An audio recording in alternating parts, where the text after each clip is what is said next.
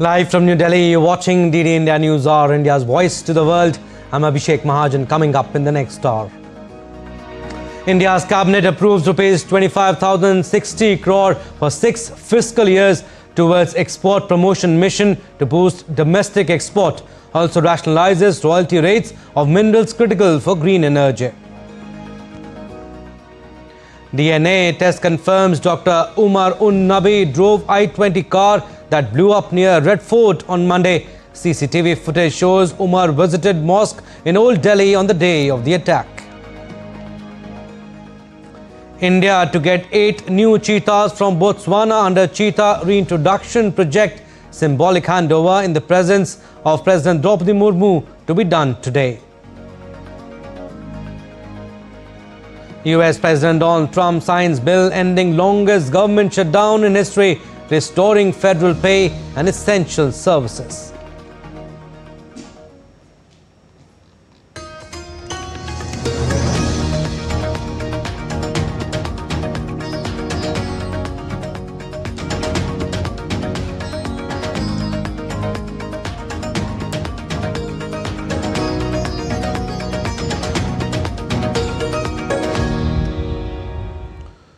Today is the third and last day of President Draupadi Murmu's historic visit to Botswana. Significantly, symbolic handover of 8 cheetahs, formally announced by President Boko on Wednesday, will be done in the presence of President Draupadi Murmu today. In a significant goodwill gesture, President Boko had announced that Botswana will donate 8 cheetahs to India under Cheetah reintroduction project, reinforcing both nations' commitment to biodiversity, conservation and ecological balance. President Murmu expressed profound gratitude, noting that the cheetahs would join the growing population at Kuno National Park.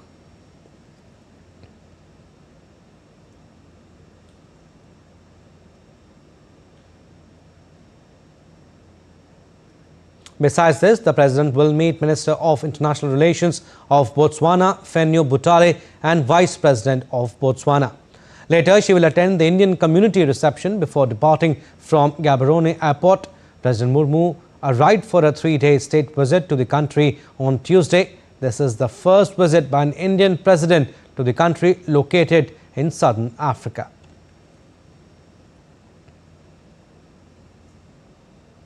Moving on, External Affairs Minister Dr. Ajay Shankar today participated in G7 Foreign Minister Ministerial Outreach session on energy security and critical minerals and put forth India's perspective.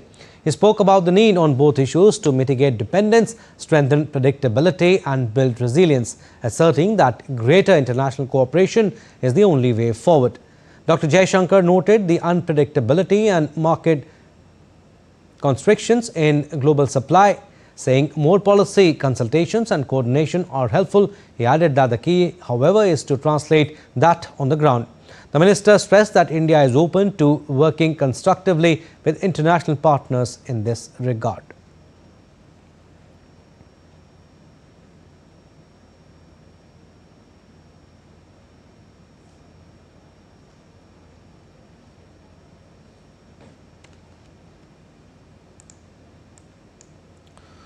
An External Affairs Minister also attended the G7 FMM outreach session on maritime security and prosperity. He underlined India's approach to maritime security through Mahasagar outlook, Indo-Pacific cooperation and port-led development at home. In his remarks shared on X, he highlighted the imperative of trusted and diversified maritime links and India's efforts in upgrading its shipping infrastructure and developing resilient corridors. Dr. Jaishankar further highlighted the need for better coordination in protecting critical maritime and undersea infrastructure, maritime threats and economic crimes, including piracy, smuggling and IUU fishing, merit deeper international collaboration. He mentioned India's emergence as a first responder in the maritime domain and the endeavour to deepen HADR partnership in Indo-Pacific through joint exercises and logistics agreements and the importance of maritime trade to national and international prosperity in a globalizing world.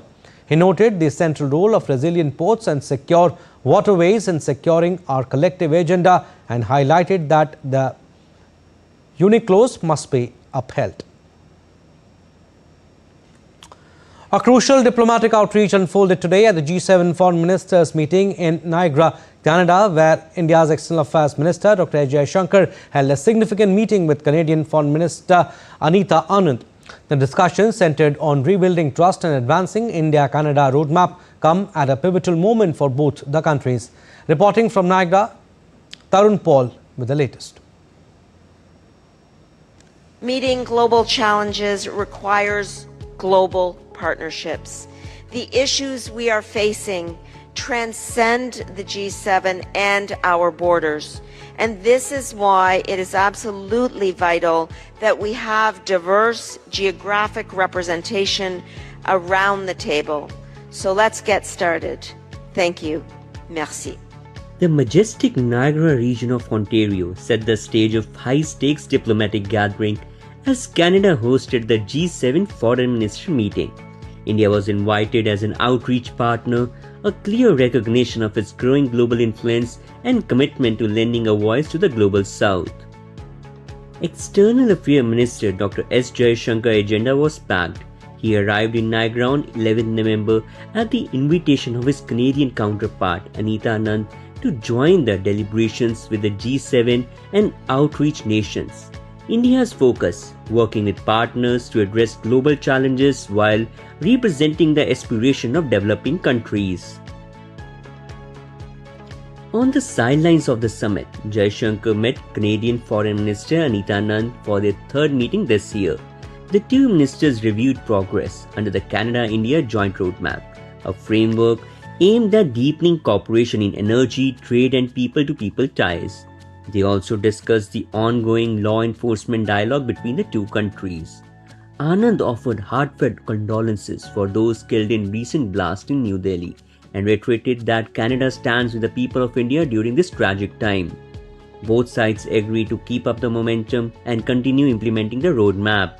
In a social media post after the meeting, Jaishankar congratulated his host on successfully organizing the summit and expressed satisfaction at the roadmap's progress, adding that he looked forward to further rebuilding the bilateral partnership.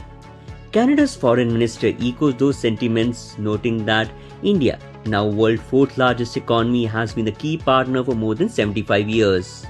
Jaishankar's diplomacy went beyond Canada. He held a series of bilateral meetings with ministers from South Africa, Mexico, Germany, France and Brazil, and the Premier of Saskatchewan, exploring cooperation in trade, health, food security, clean energy and technology.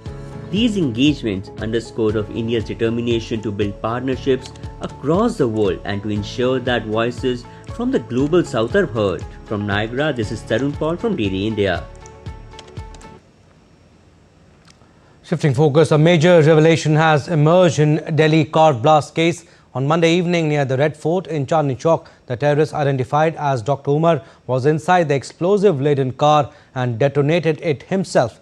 According to CCTV footage, terrorist Umar Nabi visited mosque in Old Delhi on the day of the attack. Police obtained CCTV footage from the site and are investigating whether he also visited the mosque.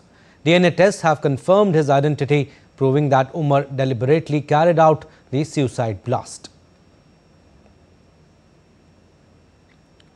Authorities have also released another CCTV footage showing I-20 passing from Connaught Place area. Umar was driving the car, who then went to Lal Killa, parking in it. This confirmation establishes that the explosion was a planned act of terrorism executed by the attacker himself.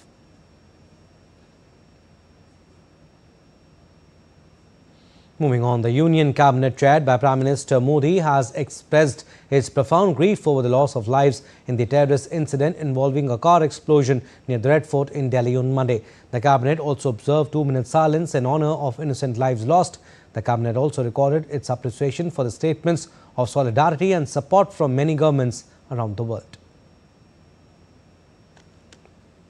The country has witnessed a heinous terror incident perpetrated by anti-national forces through a car explosion near the Red Fort on the evening of 10th November 2025.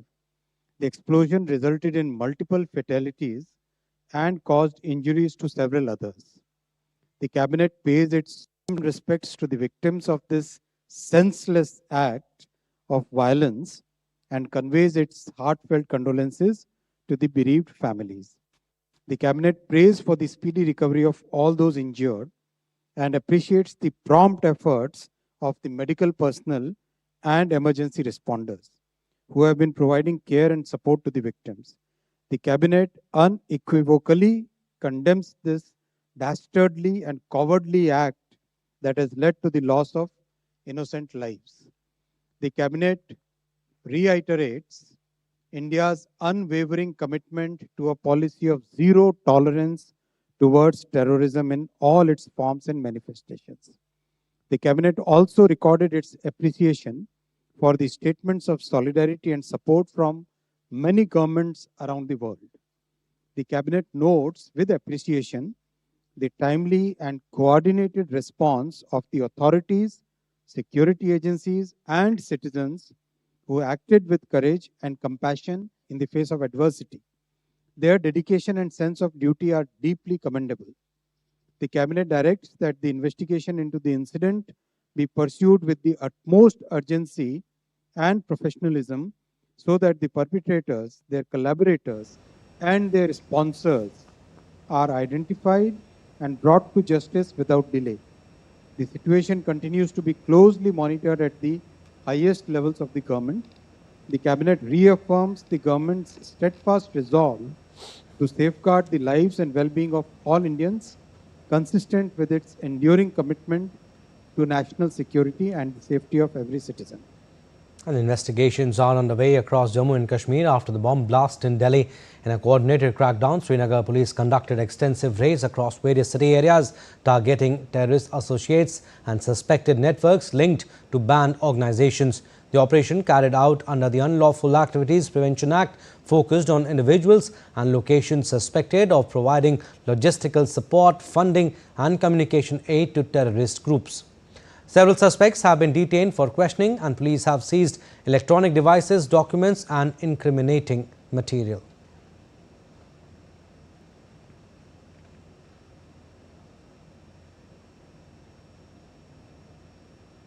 And India's National Investigation Agency on Wednesday conducted searches at 10 locations across 5 states in an Al-Qaeda Gujarat terror conspiracy case involving illegal Bangladeshi immigrants. NIA teams conducted searches at different locations linked to suspects and their associates. Several digital devices and incriminating documents were seized for forensic analysis. The case registered in June 2023 under the Unlawful Activities Prevention Act, and the Foreigners Act revealed that 4 Bangladeshi nationals illegally entered India using forged IDs. And linked to the Al-Qaeda network, they were involved in funding its operatives in Bangladesh and radicalizing youth. The investigation continues to trace the terror network's links, presence and financial channels within India and across the border. All right, news just coming in. Delhi police has again intensified its search operation and cordoned off the entire road where the blast took place. A search operation is being conducted in and around the streets. The NIA team is also present at the scene and searched the vehicles. The NIA team searched the vehicles parked at the time of the blast, inquiring the names of their owners and also finding the real addresses. Meanwhile, the National Assessment and Accreditation Council, which is NAAC, on Thursday issued a show-cause notice to Al-Falah University in Faridabad for allegedly displaying false accreditation information on its website. The university is already under the scanner in connection with the ongoing Red Fort blast investigation.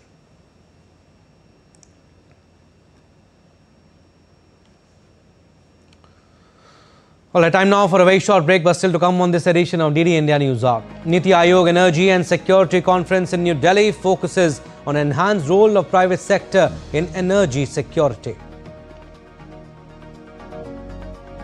A National Tribal Film Festival and Carnival kicks off in Manipur's Imphal.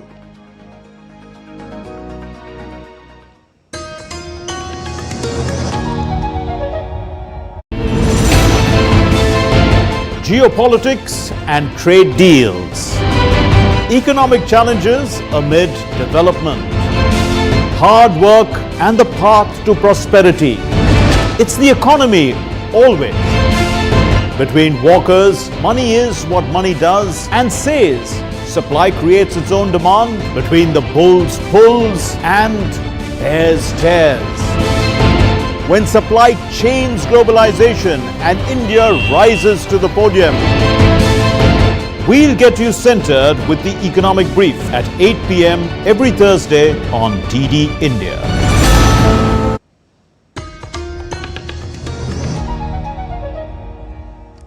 Welcome back. You're watching DD India Newshour. I'm Abhishek Mahajan. Some more stories.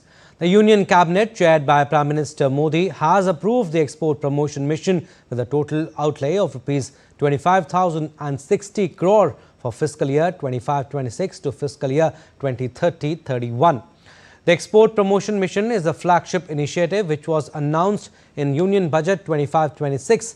The mission aims to strengthen India's export competitiveness, particularly for MSMEs, first-time exporters and labour-intensive sectors. Under this mission, priority support will be extended to sectors impacted by recent global tariff escalations. The interventions will help sustain export orders, protect jobs and support diversification into new geographies.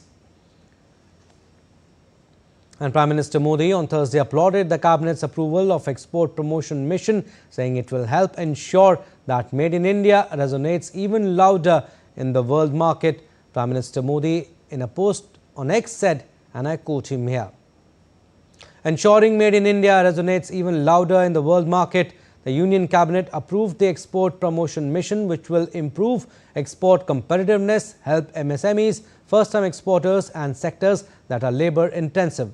It brings together key stakeholders to build a mechanism that is outcome-based and effective.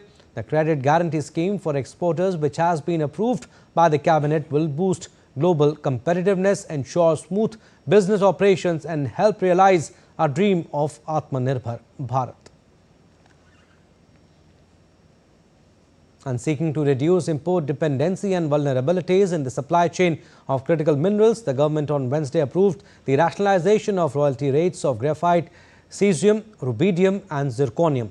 Under the revised structure, the royalty for graphite will now be calculated on an ad valorem basis instead of per ton basis, meaning it will be charged as a percentage of the average sale price instead of a fixed amount per ton.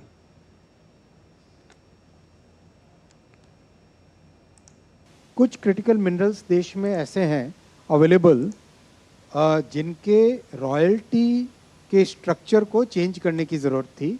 बहुत ज़्यादा high royalty impose करके रखी हुई थी, उनको reduce किया गया। पहला है ग्रेफाइट, दूसरा है जिरकोनियम, तीसरा है रुबिडियम और चौथा है सीजियम। कि इनके ऊपर जो रॉयल्टी है वो रिड्यूस की जाएगी जिससे कि इनका प्रोडक्शन बढ़े। और ये सारे के सारे ऐसे एलिमेंट्स हैं जिसका देश में बहुत उपयोग है, खासकर electric vehicle industry, electronics manufacturing industry और स्ट्रैटेजिक सेक्टर्स में, सब में इनका बहुत उपयोग है। And for graphite containing 80% or more fixed carbon, the royalty will be 2% of the average sale price, while lower grade graphite will attract 4%. The royalty rate for zirconium has been fixed at 1% and 2% for rubidium and cesium each. The Cabinet has approved amendments to the second schedule of the Mines and Minerals Development and Regulation Act 1957 to bring in these changes.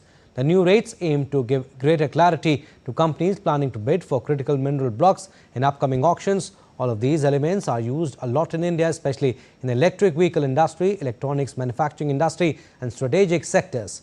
Increase in indigenous production of these minerals would lead to reduction in imports and supply chain vulnerabilities and also generate employment opportunities in the country. And this latest Cabinet decision aims to enhance domestic production, attract investments, curb import dependency, fortify supply chains and generate jobs in electronics and strategic sectors, bolstering India's energy security. And PM Modi posted on X about the decision, and I quote him here. The Cabinet decision will boost sustainability and self-reliance. It will strengthen supply chains and create job opportunities as well, unquote.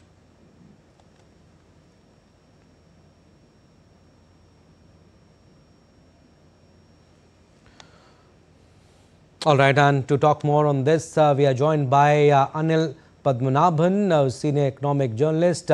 Welcome, sir. Appreciate you giving us your precious time. First of all, tell us how significant is this step towards rationalizing royalty rates for critical minerals, especially at a time when India is trying to cut import dependence?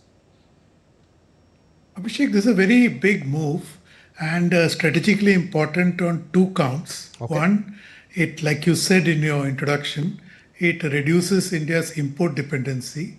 Secondly, we must keep in mind that green minerals, which is what most of these minerals are referred to, are used in modern EV electric vehicle manufacturers and other applications, including chips. So we must understand that 90 to 95% of processing of these green minerals is controlled by China. The production is not. Production is mostly located in Africa. So by this move, what India has done is to incentivize domestic manufacturers or mineral miners to increase their production. So previously it was to be, like you said, on a lump sum. So if it was 100 rupees of sales, you paid 12 rupees of royalty. Now this is very hefty and not competitive at all. So now for the first time, they have lowered it, like you said, to 2 rupees, 1 rupee and 1 rupee. So which means if I sell for 100 rupees, previously I was paying 12 rupees as royalty, now I'll pay 2 rupees or 1 rupee. This makes it very competitive. Globally, it's about 3 to 4 rupees. So given this context, this move is very, very significant. Move is very significant, you're saying, but on the export promotion mission, Mr. Anil, how big a boost will this $2.5 billion outlay give to sectors affected by global tariff escalations? See, Abhishek, several export sectors, particularly textiles, or rather most of the commodities which were being exported to the United States, have been hurting in the aftermath of the tariffs imposed by the United States. So this kind of a scheme goes a long way in mitigating the risks of these exporters. And please understand, many of them are very job-heavy sectors like textiles, for example, or even fisheries, for that example. So if you go towards mitigating these risks, then it helps in protecting employment, protecting investment, protecting growth. So it's a very important move, and it's been due for some time. I'm glad the government moved on it finally. And in follow-up to the first question, Mr. Anil, that I asked, what kind of impact do you see? Like you also mentioned, industries like EVs, electronics and strategic sectors, once domestic production of minerals like graphite and zirconium picks up? See, Abhishek, just to give you a bit of a background, in the last, say, 5 years, every country, particularly the two dominant countries in the world, China and the United States, have not hesitated to weaponize their advantage or dependency of other countries. So in the case of United States, they are weaponizing their entire trade. In the case of China, they have weaponized green minerals very effectively, and including solar cells and all the related green infrastructure. So given this backdrop, it's very important that India acquires a certain level of indigenous capability. Having said that, these moves are not going to result in an immediate change of circumstances, but they sow the seeds and see it in a context. 2 years ago, the government came out with a mineral policy opening up these particular mines for mining. Now they have moved towards realize that the incentive structure was not exactly very appropriate, and now have tweaked it to make it more incentivized for domestic manufacturers, or rather miners, to get involved in these projects. So this is all to be seen in a perspective. It's not an on and off switch, but it is a very important move in strategically making India less dependent on a foreign power, particularly a hostile power like China. It's a very important move you're saying, and you have actually simplified it for our viewers. But the Prime Minister spoke about making Made in India resonate louder globally. I need to ask you, what mechanisms within this mission help translate that into reality? See, Abhishek, these are one of the many moves that Make in India are, you're seeing in a Make in India strategy. Yeah. The PLI scheme is a Make in India strategy. Similarly, in this is about mining minerals. So this move is to mine within India, make sure India's import dependency shrinks. It cannot be eliminated, Okay. but it can shrink. So it will give you a strategic advantage, particularly your domestic EV manufacturers who were struggling. If you notice in the last 6 months, when China tightened the export of green minerals, all these companies started hurting. So it's very important that India signals to the world and to China in particular that yes, you may be holding the cards at this point of time, but India is also making moves to make sure that this does not become a strategic point of kind of break for India. If I ask you the broader view, Mr. Anil, how do these initiatives fit into India's broader economic and industrial strategy moving forward? Yeah, Abhishek, one of the big lessons that we have learned in the last 7-8 decades is that India's domestic manufacturing capability is highly suspect, barring a few sectors like automobiles. So it was very important for India to develop its manufacturing capability. Yes, even though it's not employment friendly, but without a strong manufacturing base, you become strategically vulnerable. And in the world that we are living in, where you're seeing geo-economic fragmentation almost every day. So geo-economics is very, very important. So acquiring a domestic capability or Make in India strategy was very important in de-risking India in this new world order. It's not like before. So today, like I said to you earlier, the countries do not hesitate to weaponize their advantage, particularly the United States and China. Last question, Mr. Anil, before we leave you. In your view, particularly, how does increasing indigenous mineral production strengthen India's energy transition goals? See, the three minerals that we are talking about today all go into the manufacture of green products like electric vehicles, chips, and so on. So if you produce more electric vehicles in this country, you will reduce your hydrocarbon dependency. If you reduce your hydrocarbon dependency, India imports 80% of its hydrocarbon needs. If you shrink that, that's a big, not only foreign exchange saving, again, a strategic kind of, cushion which you're acquiring. Otherwise, in a situation of conflict, if hydrocarbon imports, for some reason are delayed or denied, then India becomes very vulnerable. So creating an electric vehicle domestic production of energy dependent vehicles gives you that strategic independence, which is very important. Like again and again, I'd like to repeat, we're living in a very fragile where geoeconomics is very critical, and the greater India's indigenous capability, the lesser the risks in such a world. All right, Mr. Anil, thank you for explaining it so nicely. We'll leave it at that. Thank you for your beautiful insights. Moving on, Union Minister for Railways, Communications and Electronics and IT, Ashwini Vaishnav, paid floral tributes to Birsa Munda at Rail Bhavan in New Delhi on the occasion of Janjatiya Gaurav Divas. The day was celebrated with patriotic fervour across Indian Railways, with digital displays, public announcements and cultural events highlighting Birsa Munda's legacy. Various zonal railways organised quiz, essay and painting competitions, while folk teams performed traditional songs. And Niti Aayog Vice Chairman Suman Berry, while addressing the Energy Security Conference in New Delhi on Thursday, said that India should not become the victim of high-cost energy on its journey towards Viksit Bharat. He also called for looking into the industrial structure for the hydrocarbon sector and enhancing the private sector role in overall energy security. We need to stress to the rest of the world the audaciousness and boldness of the challenge that India, under the leadership of Prime Minister Modi, has taken on. Because these are, at the end of the day, new, untested technologies at scale in many ways. I'm talking about solar, wind, etc. Everybody else has developed without care for the environment. We are trying to be prudent custodians of the environment. But as was said, it is our national self-interest that has to dedicate our, that has to determine our energy policies. Moving on, polling in Bihar Assembly elections has concluded with a historic highest ever voter turnout of 66.91%.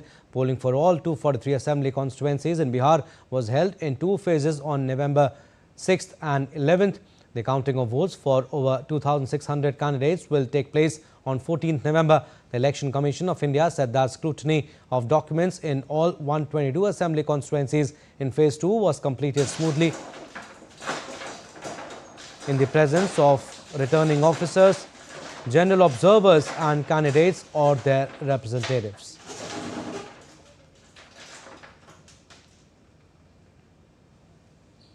All right, still to come on this edition of DD India Newshour. Trump's Thailand-Cambodia peace agreement falls apart after both sides trade fresh clashes.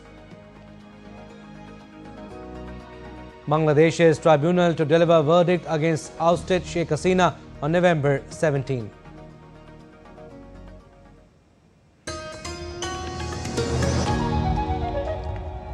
Can the US launch a bombing campaign against Iran? The Philippines vessel suffered structural damage. The saga of child sexual abuse is the United States China's debt trap strategy.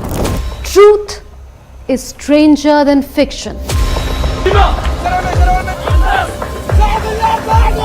But sometimes hard to uncover.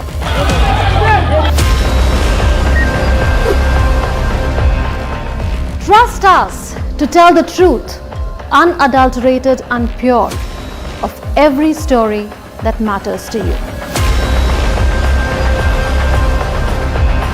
Exactly what save your. You read between the lines, cut the clutter, and connect the dots to get you the full picture. Watch Connecting the Dots at these times with me, only on DD.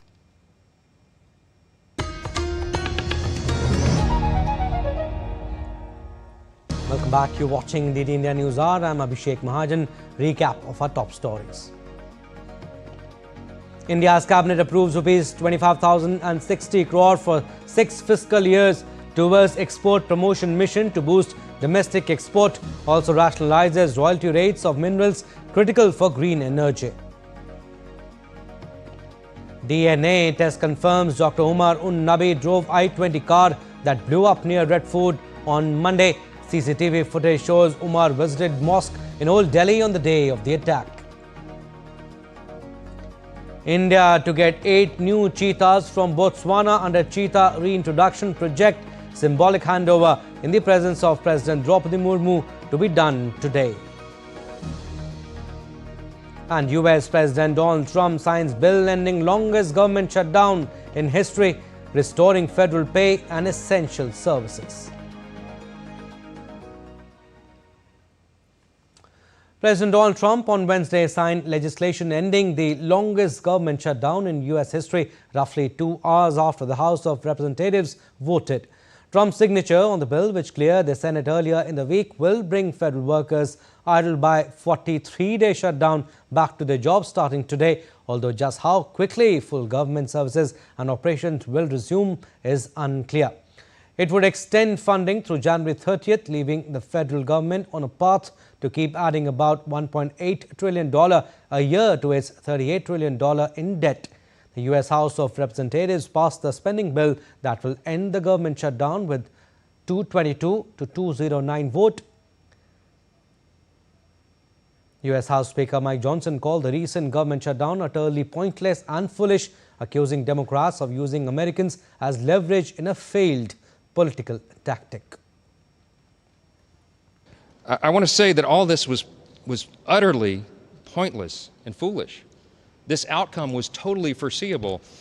I said that this would be the outcome when all this began back in mid-September. They did it anyway. Democrats admitted that they used the people as leverage, and they got nothing for their selfish political stunt here. They didn't achieve anything with this at all. All right, DD India Jessica Taneja joins us on the broadcast. Hi, Jessica.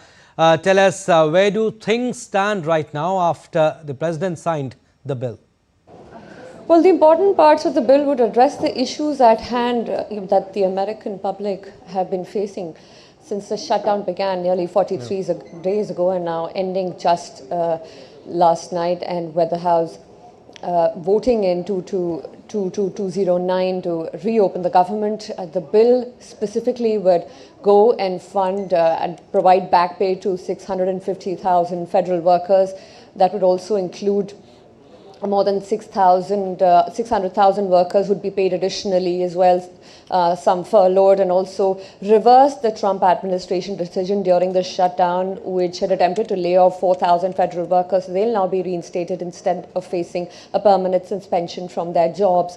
And the Democrats, while not very happy with this bill, and some even have expressed anger over other moderate Democrats who voted alongside Republicans to allow the passage of this bill, which does not guarantee any vote on the extension of Affordable Care Act subsidies, which was the primary demand that the Democrats had, and they held the Republicans on that account in order to not allow the reopening of the American government until and unless they had agreed upon the extension of that bill for the next 3 years of spending, but that didn't happen. And now the Democrats don't even have a vote guarantee on the extension of these Affordable Care Act subsidies, where a lot of insurances for people would expire before this year ends. So it needs to be done quickly, and the Democrats have expressed concerns, particularly with their constituencies, demanding that this be taken up with utmost importance.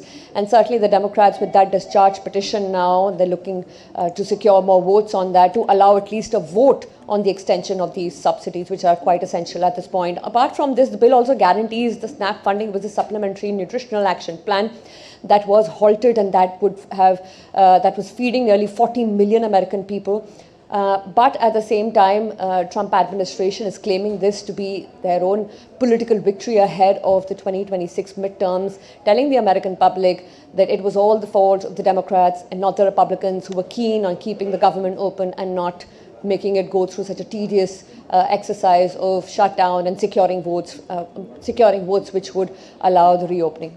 All right, Jessica, we'll leave it at that. Thank you for your inputs.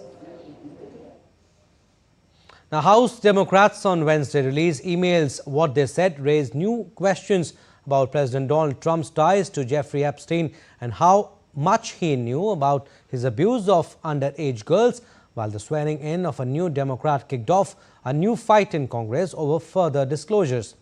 The Democrats released messages between Epstein and author Michael Wolff and Ghislaine Maxwell, a British socialite who is serving a 20-year prison sentence on charges related to her role in facilitating Epstein's sex trafficking. In one 2019 email to Wolff, the sex offender wrote that Trump knew about the girls, though it was not clear what that phrase meant.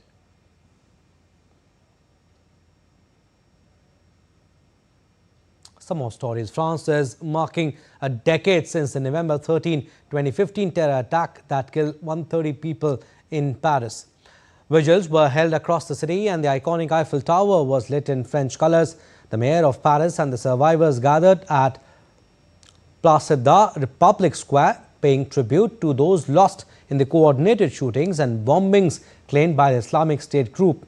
President Emmanuel Macron is set to visit all attack sites before a memorial ceremony highlighting France's unity in the face of horror.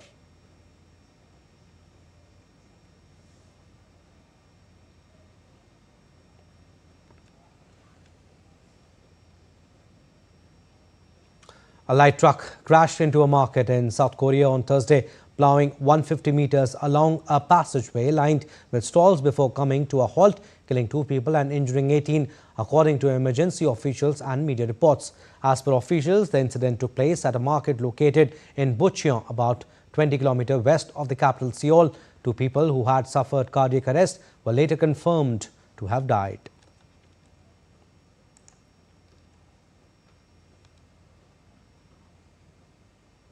And Cambodia accused Thai troops of opening fire on Wednesday, killing 1 person and injuring 3, and urged Thailand to stop using force and allow an independent probe.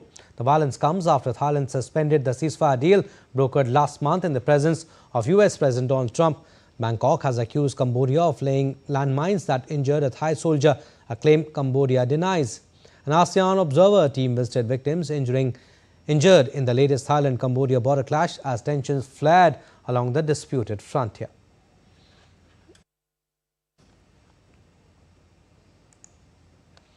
Moving further, South Sudan President Salva Kiir on Wednesday dismissed Benjamin Bolmel as vice president and deputy leader of the ruling party, according to a decree read on state television.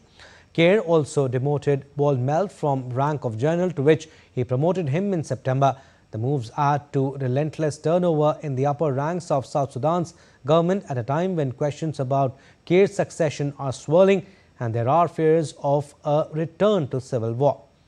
Bolmel has been under US sanctions for alleged corruption since 2017, and a UN report in September accused companies affiliated with him of receiving $1.7 billion for road construction work that was never done.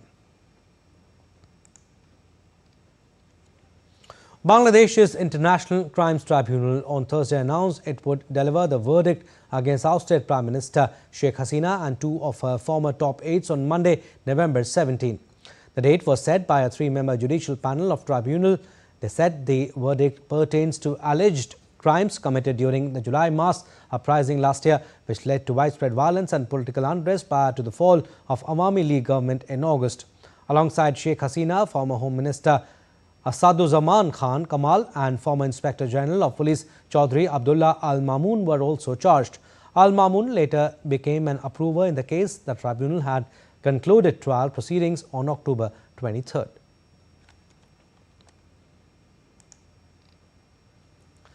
The United Arab Emirates has launched Walk to Mars. It is a nationwide campaign encouraging residents to collectively cover 54 million kilometers. The launch of campaign coincides with the 100-day countdown to the Open Masters Games Abu Dhabi 2026, the region's largest multi-sport event. The initiative invites participants to walk, run, cycle or swim, a combined distance equal to the journey from the Earth to Mars, symbolizing the UAE's 54th year. Sheikh Tayyab bin Mohammed bin Zayed Al Nahyan, Deputy Chairman of the Presidential Court for Development and Fallen Heroes Affairs and Chairman of the Supreme Organizing Committee for the Games, attended the launch event. Public figures symbolically took the first steps on stationary treadmills, marking the beginning of the national effort. The goal is to reach the 54 million kilometer target by the time the Games open from 6 to 15 February next year, bringing over 25,000 participants from around the world to compete in 33 sports across more than 20 venues in Abu Dhabi. The Games are open to athletes aged 30 and above with no prior experience required. Let's now take a look at other stories making news around the world. Victoria has become the first Australian state to sign a treaty with Indigenous people, marking a historic step towards reconciliation. The agreement, effective December 12, offers a formal apology and creates a permanent advisory body to guide government decisions affecting First Nations communities.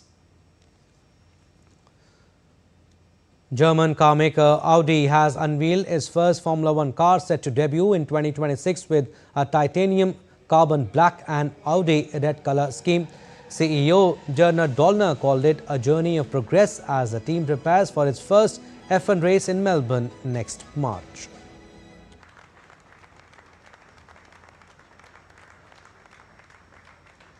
Organizers of Milano Cortina 2026 Winter Olympics have unveiled the official torchbearer uniforms ahead of the Games, consisting of white with red and yellow flame patterns. The Olympic torch will begin its 63-day journey across Italy on December 6 before the Games open on February 6. Time now for another short break, but still to come on this edition of DD India Newshour. Toyota confirms $10 billion US investment plan.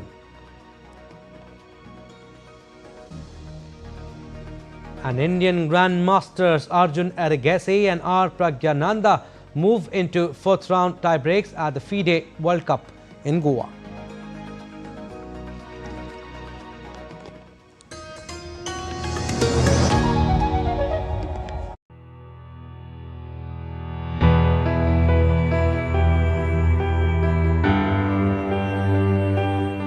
I have been a strong critic of British colonialism, but I don't personally believe that we can blame everything on the British anymore.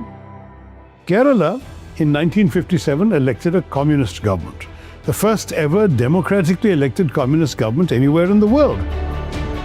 Can the Kerala model be implemented in other Indian states as well? Very good question to which I can't give you a simple answer.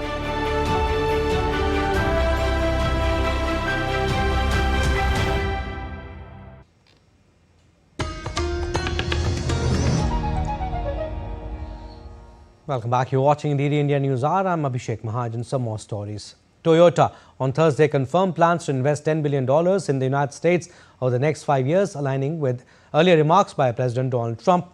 The move brings the automaker's total U.S. investment to nearly $60 billion since it began operations there 7 decades ago. The announcement coincides with the launch of Toyota's first U.S. lithium-ion battery plant in North Carolina, creating about 5,100 jobs. The Japanese automaker said it may export US-made vehicles to Japan if regulatory standards are aligned as both countries work to deepen trade cooperation. And in an effort to prop up the economy, Germany is trying all sorts of tricks, including keeping older people on the job longer. Lars Holter is with DW and joins me from Berlin. Good to have you, Lars. What's behind the latest move by the government?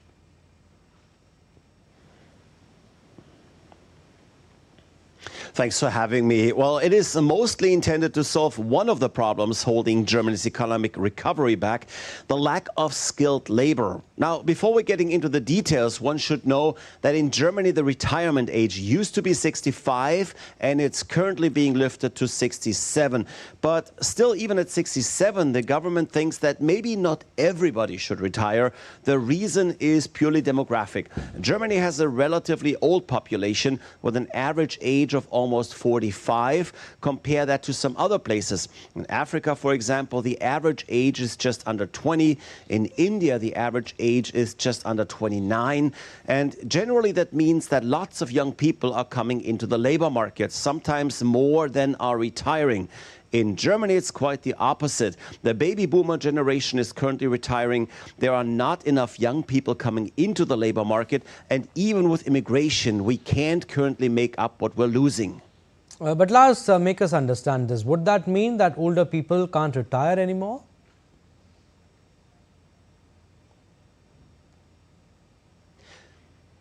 Well, of course they can retire, but the government is trying to convince them to stay on board just a bit longer. And that's key, especially in some particular jobs, ranging from industrial and engineering jobs all the way to the traditional trade jobs, whether that's a carpenter, a roofer, or an electrician. There's a lot of jobs where people have gathered decades worth of experience. They know the ins and outs, all the tricks of the trade, and losing those people is losing a lot of knowledge and expertise.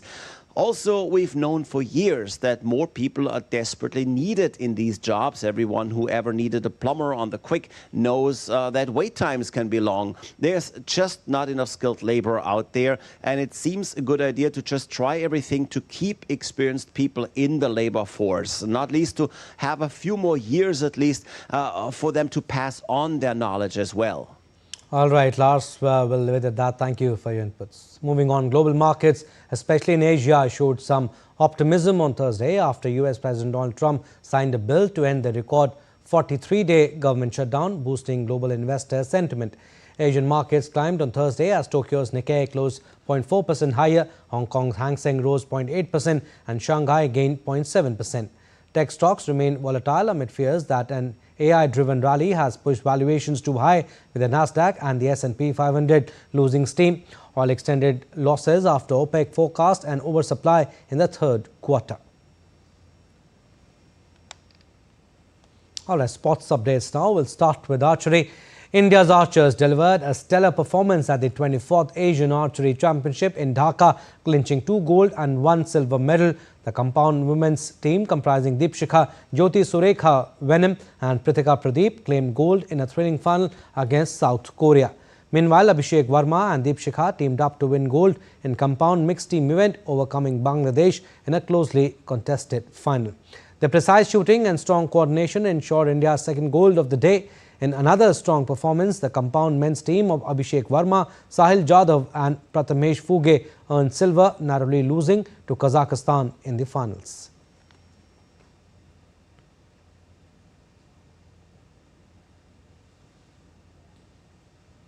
And Indian Grandmasters Arjun Erigesi, Ramesh Babu, Pragyananda and Pentala Hare Krishna have moved into the fourth round. Tie breaks at the FIDE World Cup in Goa. Erigesi accepted a draw against the experienced Grandmaster Peter Leko of Hungary. Pragyananda split the point against Grandmaster Daniel Dubov, and Hare Krishna also drew against Nils Grandelius of Sweden. Among the 5 Indians in fray in the fourth round, all eyes were on Erigesi and Pragyananda. Meanwhile, Pranav Venkatesh and Karthik Venkatraman were knocked out of the tournament. They were beaten by stronger rivals Nodirbek Yakuboev of Uzbekistan and La Quang Liem of Vietnam, respectively. And organizers unveiled the schedule for 2028 Los Angeles Olympic Games with spotlight on women's 100 meters competitions and a Super Saturday session. The competition starts with the opening ceremony on 14 July and ends with the closing ceremony on 30th July. The biggest ever games will feature 11,200 athletes in 51 spots across 49 venues. Every team spot will feature an equal or greater number of women's teams for the first time, with 50.5% of total athletes being women. On day one, the most number of women's finals ever will be contested, starting with triathlon with a spotlight on women's 100 meters competitions. It means that women athletes must run 300 meters heats in one day. A Super Saturday scheduled on 29 July includes 26 final sessions in 23 spots, including 15 gold and bronze medal team matches and finals in 15 individual spots. American flag football and squash will make Olympic debuts on 15 July. Cricket rejoins the Olympic after more than a century, with the women's final on 20th July and the men's final on 29th July. Baseball and softball will also return to the Olympic Games. And the schedule for the 2028 European Championship has been announced. Cardiff will host the opening match on 9th June with the final scheduled in London on 9 July. The tournament, co-hosted by England, Scotland, Wales and Ireland, will run across 9 venues in 8 cities. It will feature 24 nations involving 51 matches. Belfast has been chosen to host Euro 2028 qualifying draw on 6 December next year.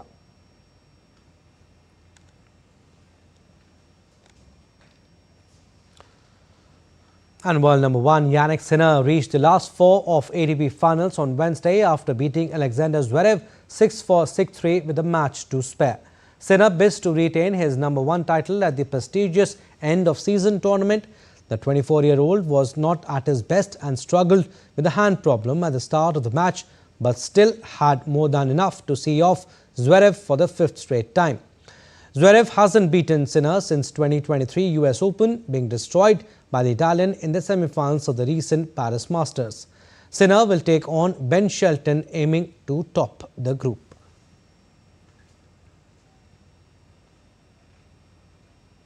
Alright, that's all we have in this edition of DD India News Hour, but do let us know your thoughts on the news of the day. For those on the go, you can get all the latest news and updates from India and across the world on DD India mobile app. The app is available on both Android and iOS platforms. Scan the QR code on the screen to download now. And we'll be back with more news as it breaks here on DD India. I'm Abhishek Mahajan from all of us here in Delhi. Thanks for watching DD India News Hour.